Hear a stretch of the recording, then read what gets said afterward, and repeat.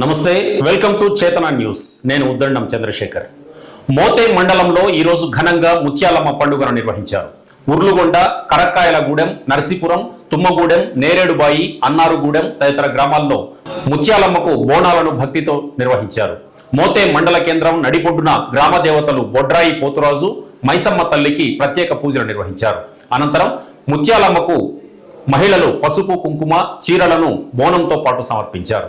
తమ గ్రామాలను, కుటుంబాలను వ్యాధుల బారి నుంచి కాపాడాలని ముత్యాలమ్మకు మొక్కులు చెల్లించుకున్నారు. గ్రామ పెద్దలు, మహిళలు, యువత, పిల్లలు అధిక సంఖ్యలో ఈ పండుగలో పాల్గొని ఘనంగా జరుపుకున్నారు.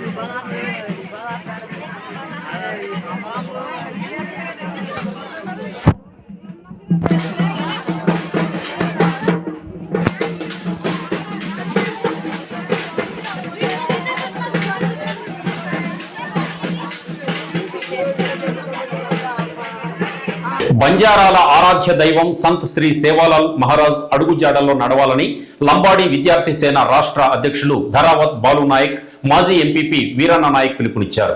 తీజ్ ఉత్సవాల్లో భాగంగా సంత్ శ్రీ సేవాలాల్ మహారాజ్ భోగ బండారో కార్యక్రమాన్ని సూర్యనాయక్ తండాలో నిర్వహించారు. ఈ సందర్భంగా వారు మాట్లాడుతూ సేవాలాల్ గిరిజనులను ఐక్యంగా ఉంచేందుకు ఎంతగానో కృషి చేశారన్నారు. కార్యక్రమంలో గిరిజన పెద్దలు బాలు నాయక్, స్వరూప సుధాకర్ నాయక్, కురువ నాయక్, సైదా నాయక్, భద్రా నాయక్, వీరన్న నాయక్, రామోజీ, చందు, దేవోజీ, లక్ష్మణ్, నాగరాజు నాయక్ తదితరులు పాల్గొన్నారు.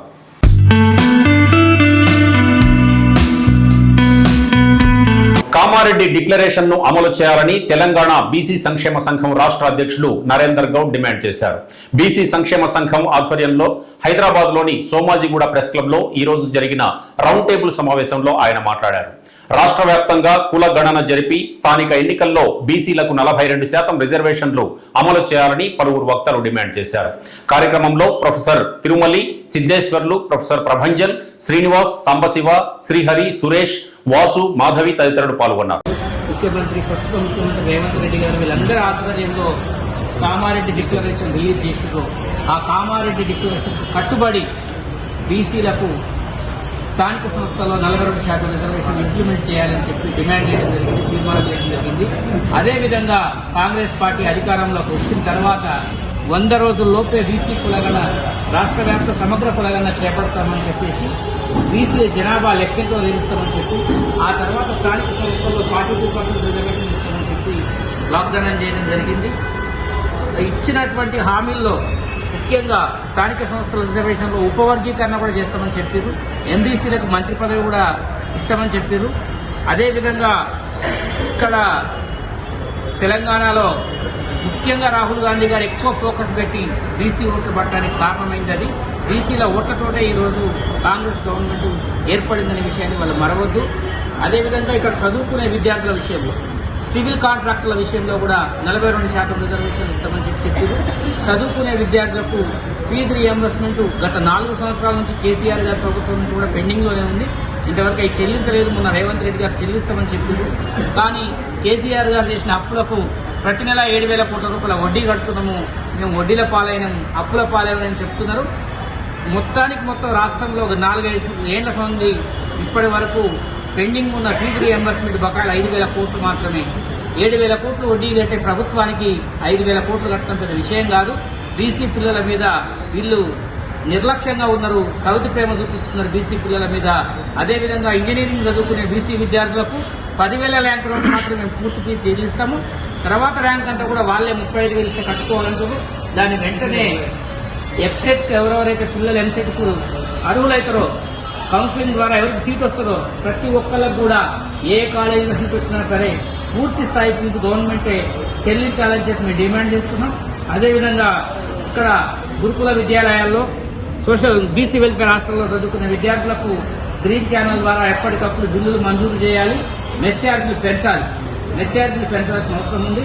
ఈరోజు ప్రభుత్వ కార్యాలయాల్లో, సెక్రటేరియట్లలో భోజనం ఆర్డర్ ఇస్తే ఒక పూట భోజనం 300-400 పెట్టుకుని తింటారు అధికారులు. పిల్లలకు కనీసం ఒక రోజుకు 100 రూపాయలు కూడా ఇవ్వకపోవడం శోచనీయం, చాలా దారుణమైన పరిస్థితి. బీసీ విద్యార్థులు నిన్న మొన్న అనేక గురుకుల పాఠశాలల్లో పాపం వాళ్ళు ఫుడ్ పాయిజన్ అయి చచ్చిపోతున్నారు. వాళ్ళు దిక్కులేని వాళ్ళు అవుతున్నారు. వాళ్ళకి తిండి పెట్టే విషయంలో కూడా గవర్నమెంట్ నిర్లక్ష్యంగా వ్యవహరిస్తుంది. రేపు కామారెడ్డి డిక్లరేషన్ ని యథావిధంగా అమలు చేసి రేవంత్ రెడ్డి గారి ప్రభుత్వం చిత్తశుద్ధి నిరూపించుకోవాలి బీసీ పట్ల అని చెప్పి ఈ సందర్భంగా డిమాండ్ చేస్తున్నాం. జై బీసీ, బీసీల ఐక్యత, అమలు చేయాలి కామారెడ్డి డిక్లరేషన్ ను, అమలు చేయాలి కామారెడ్డి డిక్లరేషన్ ను, తెలంగాణ వ్యాప్త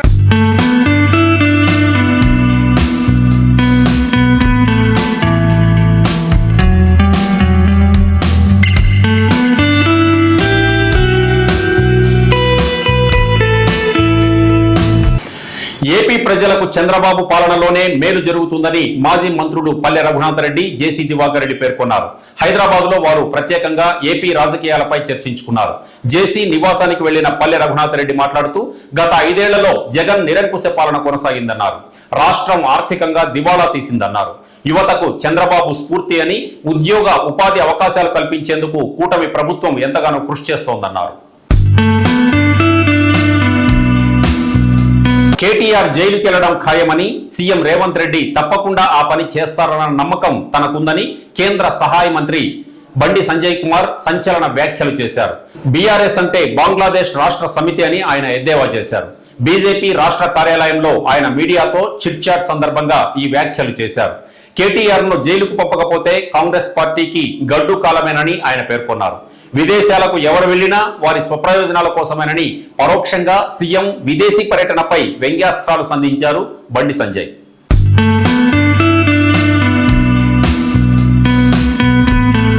తెలంగాణ రైతులకు ప్రతి ఏటా 6 లక్షల ఎకరాలకు సాగునీరు అందిస్తామని మంత్రి ఉత్తమ్ కుమార్ రెడ్డి పేర్కొన్నారు. 2026 ఆగస్టు 15వ తేదీ కల్లా ప్రతి ఎకరాకు నీరు అందిస్తామన్నారు. భద్రాద్రి కొత్తగూడెం జిల్లాలో సీతారామ ప్రాజెక్ట్ పంప్ హౌస్ 2ను మంత్రి పరిశీలించారు. ఈ సందర్భంగా మంత్రులు తుమ్మల నాగేశ్వరరావు, పొంగులేటి శ్రీనివాసరెడ్డితో కలిసి Uttam Kumar Reddy pump house trial run switch on చేశారు. అనంతరం వారు మీడియాతో మాట్లాడారు.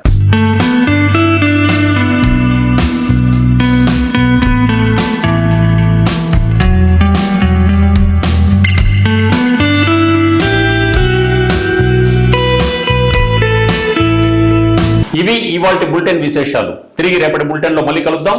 Stay with us.